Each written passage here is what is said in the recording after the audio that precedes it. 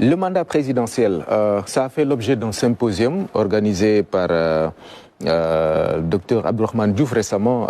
Et là, il a essayé de confronter un peu les juristes sur la question, notamment du troisième mandat. Vous avez les échos, vous avez suivi. L'idée, vous l'appréciez comment? Non, j'ai suivi et je salue toujours. Moi, je suis universitaire.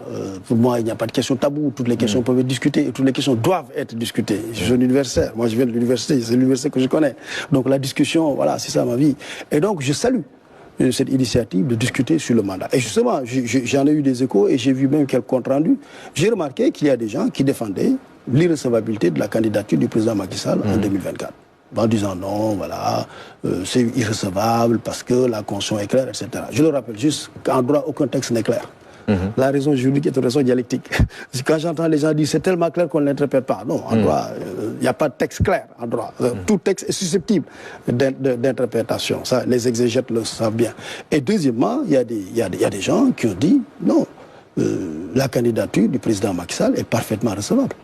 Ils ont dit d'abord il n'y a pas de disposition transitoire qui exclut le premier mandat.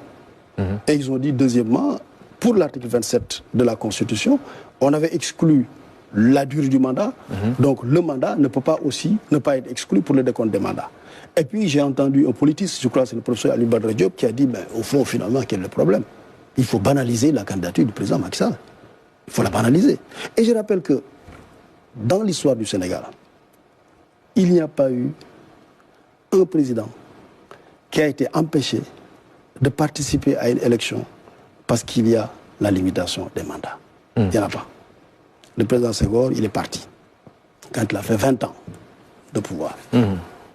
Il y avait la limitation des mandats, parce qu'on a introduit la limitation des mandats dans la Constitution en 1970.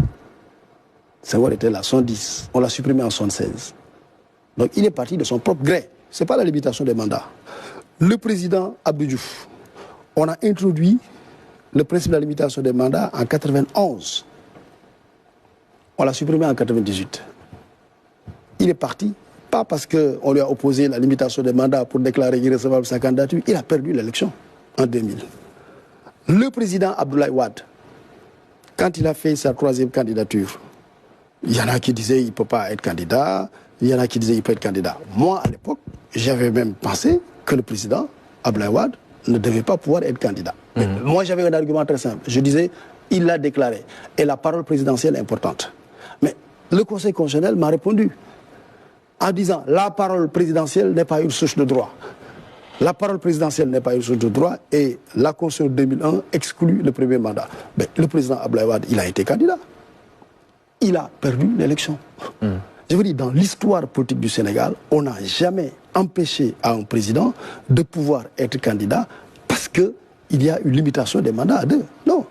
Parce que même si on peut le croire, moi je suis un juriste, s'il y a une règle qu'il faut respecter et qui dit les mandats sont limités à 2, mais ok, mais après il y a une instance qui est chargée de décider.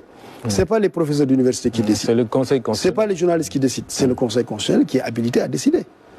Quelle que soit pour moi la décision du Conseil constitutionnel, il faut s'y plier. Et d'ailleurs, en 2012, quand le Conseil constitutionnel a dit que la candidature du président Abdoulaye Wade est recevable, pour moi, il n'y avait plus de débat.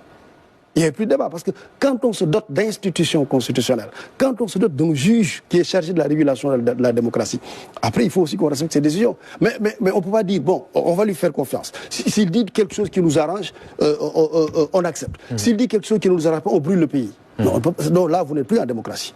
Si les gens disent, si ce que le juge dit nous arrange, c'est bon. Si ce n'est pas bon, on brûle le pays, ce n'est pas des démocrates. Et je pense que nous sommes dans une démocratie où pendant 60 ans, nous avons pu construire des institutions. Des institutions qui ont, à la satisfaction générale, toujours dit le droit.